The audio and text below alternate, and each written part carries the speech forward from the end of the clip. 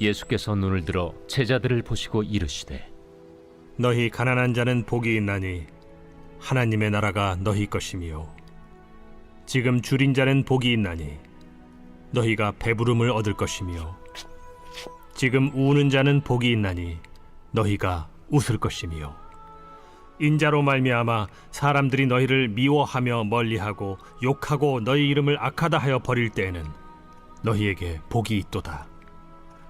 그날에 기뻐하고 뛰놀라 하늘에서 너희 상이 큼이라. 그들의 조상들이 선지자들에게 이와 같이 하였느니라. 그러나 화 있을진저 너희 부요한 자여, 너희는 너희의 위로를 이미 받았도다.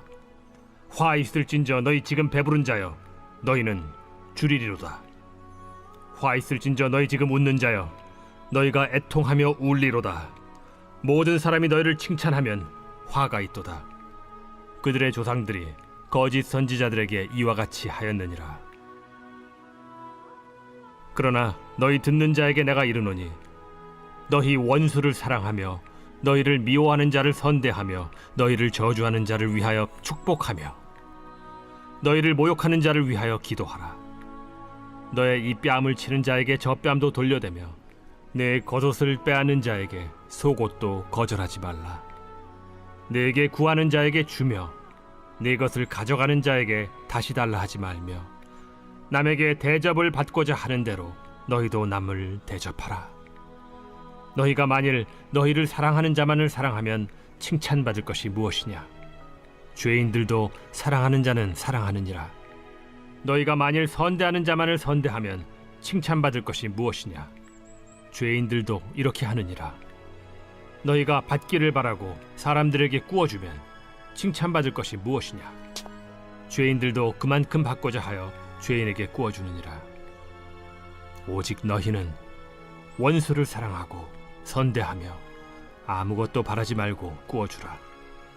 그리하면 너희 상이 클 것이요 또 지극히 높으신 이의 아들이 되리니 그는 은혜를 모르는 자와 악한 자에게도 인자하시니라. 너희 아버지의 자비로우심 같이 너희도 자비로운 자가 되라. 비판하지 말라. 그리하면 너희가 비판을 받지 않을 것이요 정죄하지 말라. 그리하면 너희가 정죄를 받지 않을 것이요 용서하라. 그리하면 너희가 용서를 받을 것이요 주라. 그리하면 너희에게 줄 것이니 곧 후히 되어 누르고 흔들어 넘치도록 하여 너희에게 안겨주리라. 너희가 헤아리는 그 헤아림으로 너희도 헤아림을 도로 받을 것이니라. 또 비유로 말씀하시되 맹인이 맹인을 인도할 수 있느냐? 둘이 다 구덩이에 빠지지 아니하겠느냐?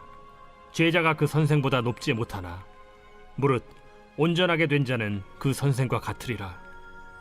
어찌하여 형제의 눈 속에 있는 티는 보고 내 눈 속에 있는 들보는 깨닫지 못하느냐? 너는 내 눈 속에 있는 들보를 보지 못하면서 어찌하여 형제에게 말하기를 형제여 나로 내 눈 속에 있는 티를 빼게 하라 할 수 있느냐? 외식하는 자여 먼저 내 눈 속에서 들보를 빼라. 그 후에야 내가 밝히 보고 형제의 눈 속에 있는 티를 빼리라. 못된 열매 맺는 좋은 나무가 없고 또 좋은 열매 맺는 못된 나무가 없느니라. 나무는 각각 그 열매로 아나니 가시나무에서 무화과를 또는 찔레에서 포도를 따지 못하느니라. 선한 사람은 마음에 쌓은 선에서 선을 내고 악한 자는 그 쌓은 악에서 악을 내나니 이는 마음에 가득한 것을 입으로 말함이니라. 너희는 나를 불러 주여 주여 하면서도 어찌하여 내가 말한 것을 행하지 아니하느냐? 내게 나와 내 말을 듣고 행하는 자마다 누구와 같은 것을 너희에게 보이리라. 집을 짓되 깊이 파고 주추를 반석 위에 놓은 사람과 같으니 큰 물이 나서 탕류가 그 집에 부딪히되 잘 지었기 때문에 능히 요동하지 못하게 하였거니와 듣고 행하지 아니하는 자는 주추 없이 흙 위에 집 지은 사람과 같으니 탕류가 부딪힘에 집이 곧 무너져 파괴됨이 심하니라. 이번 주 목장 공과는 14과 하나님 나라의 제자도입니다. 오늘 본문은 평지 설교에 대한 이야기를 다루고 있습니다. 마태복음 5장부터 7장까지에는 산상설교가 기록되어 있습니다. 산상설교는 예수님께서 가르치신 그 장소가 산이었기 때문에 붙여진 이름입니다. 반면 오늘 본문인 누가복음은 평지에서 일어난 일이기 때문에 평지설교라고 하며 산상설교에 비해서 짧지만 심오한 의미를 담고 있다는 것을 여러분 기억하시기 바랍니다. 본문을 크게 네 부분으로 나눠서 해석할 수 있습니다. 첫 번째는 20절에서 26절을 볼 수 있는데 여기서 말하는 주제는 네 가지 복과 네 가지 화입니다. 네 가지 복의 출발은 팔복의 처음과 같습니다. 바로 가난입니다. 여기서 말하는 가난은 경제적인 가난만을 의미하는 것이 아니라 가난이 가지고 오는 불편, 그리고 소외, 권리로부터의 박탈감, 이 모든 것을 포함하고 있습니다. 그래서 이러한 것들로 인해 가난한 자들은 굶주림과 멸시와 비웃음, 불편과 서러운 일을 겪으면서 울게 될 것입니다. 하지만 가난한 자들은 하나님의 나라를 소유하게 되며 하나님의 새 백성이 된다고 예수님께서는 말씀하고 계십니다. 예수님을 따랐을 때 미움과 욕과 배척을 당할 수 있겠지만 그들은 앞서 박해당한 그런 선지자들의 길을 가는 것이며 하나님 나라를 소유하게 되고 하나님의 새 백성이 되기 때문에 그들은 오히려 기뻐하며 뛰게 된다는 것입니다. 변화되는 현상으로는 굶주린 자는 배부르게 되고 슬피 우는 자는 웃게 된다고 성경은 말하고 있습니다. 반면 부유한 자들은 삶의 근원과 안정감을 재물 위에 두는 삶을 살고 있습니다. 따라서 이 세상에서는 잠시 배부르며 웃지만 결국 줄이며 애통할 것이며 이 땅에서 사람들의 칭찬과 부러움을 받지만 마치 거짓 선지자들이 받은 그런 칭찬들처럼 결국 쓸모없게 될 것이라고 성경은 이야기합니다. 여기서 우리가 주목해야 될 것은 이사야 66장 2절에서 말하는 삶을 사는 것이 바로 제자도의 출발이라고 할 수 있습니다. 제자는 반기독교적인 시대와 그러한 분위기, 상황 속에서도 박해와 미움을 각오하며 주님을 따르는 것을 기억해야 될 것입니다. 두 번째 주제는 27절에서 38절에서 말하는데 원수를 사랑해야 된다는 것입니다. 죄인의 자세를 보면 나를 사랑하는 자만 사랑을 하고요. 나에게 잘해주는 사람에게만 잘해주며 나는 공짜로 받기만을 원하면서 남에게는 꾸어주는 삶, 빌려주는 대가를 바란다고 예수님께서는 말씀하고 계십니다. 예수님께서는 획기적인 반응을 요구하십니다. 예를 들어서 원수를 사랑하고 선대하며 아무것도 바라지 말고 빌려줘라, 꾸어줘라, 이렇게 말씀하십니다. 이것은 원수를 갚지 않는 정도가 아니라 섬기는 자세라는 것을 여러분 기억하시기 바랍니다. 우리의 모습은 어떻습니까? 우리의 삶 속에서 내가 손해보는 것을 감사함으로 감당하는 삶을 살고 있으십니까?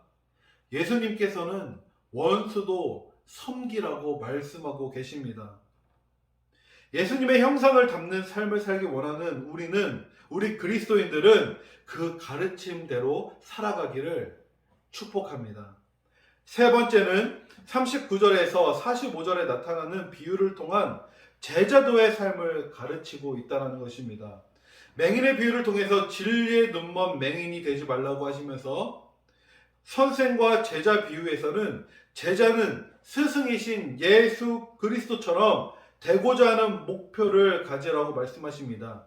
이어 자신을 먼저 살펴보지도 않으면서 타인의 허물과 부족함을 보려는 그런 비판적인 삶의 태도를 분명하게 지적하고 계십니다. 우리의 삶에 적용을 하면 상대방에 대한 공격과 비난이 가득한 오늘날을 살아가는 우리들의 모습을 보며 예수님의 말씀을 실천해야 될 때라는 것을 여러분 기억하시기 바랍니다. 예수님은 열매 비유를 통해서 나타나는 행동으로 그 사람을 알 수 있다고 말씀을 하십니다. 선한 사람은 그 마음속에 선한 것을 쌓다가 선한 것을 내고 악한 사람은 그 마음속에 악한 것을 쌓다가 악한 것을 낸다라고 예수님께서는 말씀하십니다. 이것이 바로 삶의 열매라는 것입니다. 마지막으로 46절에서 49절에서는 행함을 강조하고 있습니다. 산상설교의 마지막과 평지설교의 마지막은 동일하게 능동적으로 행함을 실천하는 데 그 목적을 두고 있습니다. 진정한 제자의 삶, 이것은 말씀을 듣는 것에 만족하는 것이 아니라 순종하며 행동하는 사람이라고 할 수 있습니다. 입으로는 주여 주여 외친다고 천국에 들어갈 수 없듯이 외침의 진가는 내가 주님 뜻대로 살며 말씀에 순종할 때 나타난다는 것입니다. 야고보는 야고보서 2장 26절에 행함이 없는 믿음은 죽은 믿음이라고 말하고 있습니다. 제자의 배움과 믿음의 진정성은 행위의 열매를 통해서 확인되어진다는 것을 여러분 기억하시기 바랍니다. 오늘 우리는 네 부분을 나눠서 본문을 정리했습니다. 첫 번째는 네 가지 복과 네 가지 화에 대해서 이야기를 했고요. 두 번째는 원수를 사랑해야 된다. 세 번째는 제자도의 가르침에 대해서 여러분께 나눴습니다. 그리고 마지막은 행함의 중요성에 대해서 나눴습니다. 우리가 이 말씀들을 기억하고 한 주도 주님 안에서 승리하시는 저와 여러분이 되기를 간절히 소망합니다. 다 함께 기도드리시겠습니다. 생명의 가운데 신 하나님 아버지, 하나님과의 시간을 다른 어떤 것보다 가치 있게 생각하고 소중히 생각하여 성경 공부를 한 하나님의 백성들을 기억하시고 이들의 기도 제목과 하나님을 향한 마음을 아시오니 하나님께서 응답하여 주시옵소서. 특별히 오늘 성경 공부를 통해 평지설교의 가르침을 주셔서 감사합니다. 그리스도가 가신 십자가의 길을 우리가 기억하고 그 길을 한 걸음 한 걸음 쫓아가는 그리스도인이 될 수 있도록 인도하여 주시옵소서. 하나님의 말씀을 듣는 것에서 끝나는 것이 아니라 우리 삶 속에서 적용하고 행동으로 실천하는 주님의 자녀들이 될 수 있도록 역사해 주시옵소서. 사랑이 많으신 하나님, 하나님의 백성들이 구별하여 드린 헌금 가운데 하나님께서 함께하여 주시고 이 헌금을 드리는 마음을 하나님께서 아시오니 하나님께서 굽어 살펴주시고 이들의 간절한 기도 제목이 하나님의 역사의 때를 앞당기는 놀라운 시간이 될 수 있도록 인도해 주시옵소서. 그리고 이 예물이 허투루 쓰여지는 것이 아니라 하나님 나라 확장에 놀랍게 사용되어지게 역사해 주시옵소서. 우리의 헌금과 우리의 기도와 우리의 마음과 우리의 열정과 우리의 섬김이 억눌리고 갇힌 자들을 자유케 하는 주님의 도구로 사용하여 주시옵소서. 오늘도 우리 가운데 역사하신 하나님을 찬양합니다. 예수 그리스도의 이름으로 감사하며 기도드립니다. 아멘.